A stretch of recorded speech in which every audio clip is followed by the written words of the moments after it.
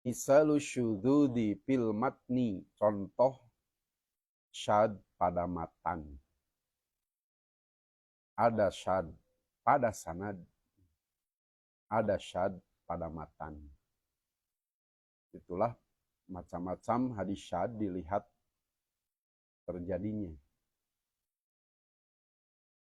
Contoh syad pada matan hadis Rawahu Abu Dawud wa Tirmidzi, yang telah meriwayatkannya Imam Abu Dawud dan Imam At-Tirmidzi. Abu Dawud dalam Kitabus Salat nomor 1261. At-Tirmidzi juga dalam Kitabus Salat nomor 420. Min hadisi Abdul Wahid ibn Ziyadin, hadis Abdul Wahid bin Ziyad. Jalur sanadnya melalui rawi bernama Abdul Wahid bin Ziyad. Anil A'masyi, menerima dari Al-A'mash. An Abi Solihin, dari Abu Solih. An Abi Hurairah, dari Abu Hurairah.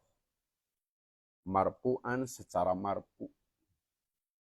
Bukan ucapan Abu Hurairah sendiri sebagai sahabi, tetapi sabda Rasulullah Sallallahu Alaihi Wasallam. Matanya berbunyi, Ida sholla, bila telah sholat ahadukum, salah seorang di antara kamu, al-fajro, fajar. Itu secara dohir dari terjemah hadis ini. Bila sholat salah seorang di antara kamu, sholat subuh, secara dohir sudah. Secara balaghah bisa juga sholat di sini aroda an yusolliya, akan. Berarti sebelum. Fal yadtoji, hendaklah ia berbaring, an yaminihi, ke samping kanannya. Kalau menilik matan hadis ini, perintah berbaring ke samping kanan bila hendak sholat subuh. Kalau sholatnya ditakwil mudhari, mustakbal. Karena yang dilakukan Rasulullah SAW biasanya berbaring ke sebelah kanan itu setelah sholat ba'da subuh, sebelum sholat subuh. Bukan selesai sholat subuh. Qobla sholat subuh, ba'da qobliyah subuh. Ngantosan qomat. Qala al-Baihaqi, berkata Imam al-Baihaqi, berkomentar terkait status hadis ini, kedudukan hadis ini dengan sanad yang tadi melalui Abdul Wahid bin Ziyad dari Al-A'mash, dari Abu Solih, dari Abu Hurairah secara marfu. Matan hadisnya berupa qauliyah, sabda Nabi sallallahu alaihi wasallam. Kata beliau, khalafa Abdul Wahidi, Abdul Wahid yaitu bin Ziyad yang menerima dari Al-A'mash, khalafa,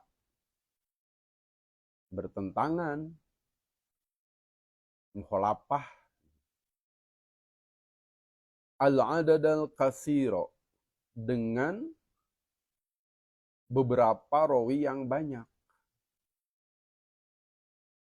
Bihada, tentang hal ini.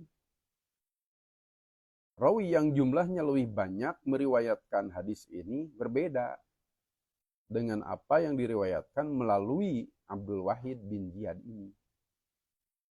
Ada mukhalafah. Fa inna nasa, karena rawi-rawi yang lain, innama rawauhu, tiada lain meriwayatkan hadis ini, min fi'lin nabiyyi sallallahu alaihi wasallam,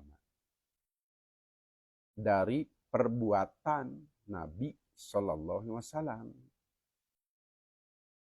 Berita, kalau tidak salah dari Aisyah. Karena Nabi SAW melakukannya di rumah. Qobliyah subuh di rumah. Menunggu dilakukannya sholat subuh. Iqomah dari Bilal. Berbaling ke sebelah kanan. Kalau kita melihat hadis-hadisnya itu kalau di rumah. Makanya yang menyampaikannya Aisyah. Dari perbuatan Nabi, la min qawlihi, bukan dari sabdanya. Kalau melalui Abdul Wahid, qauliyah hadisnya. Menyebutkan sabda Nabi SAW yang tadi. Tetapi rawi-rawi lain yang lebih banyak jumlahnya, justru meriwayatkan hadis ini bukan dari sabda beliau, tapi fi'liyah. Menerangkan perbuatan Nabi SAW.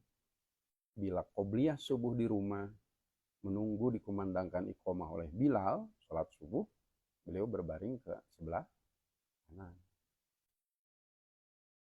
Wan paroda, dan beliau menyendiri infirod atau taparud. Siapa yang menyendiri, yang infirod? Abdul Wahidi, panggilnya ada. Dan menyendiri Abdul Wahid bin Ziyad min baini siqati ashabil a'mashi, di antara rawi-rawi siqoh ashab al-a'mash, bihadal labdi, dengan lapad ini.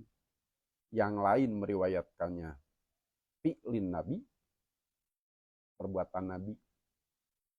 Sementara Abdul Wahid seorang meriwayatkannya sabda Nabi yang tadi. Maka diklaim yang meriwayatkan dengan sabda Nabi itu syad. Yang meriwayatkan dengan perbuatan Nabi itu yang mahfuz. Arabi'u yang keempat, al-mahfuzu, hadis mahfuz. Hada, ini, wa yuqabilu syaza, dan yang berlawanan dengan syad, al-mahfuzu, hadis mahfuz. Mahfuz itu lawan syad, kalau lawan. Kalau versusnya. Wahwa, yaitu ma hadis. Rawahu, yang telah meriwayatkannya al-awsaku, yang lebih sikoh.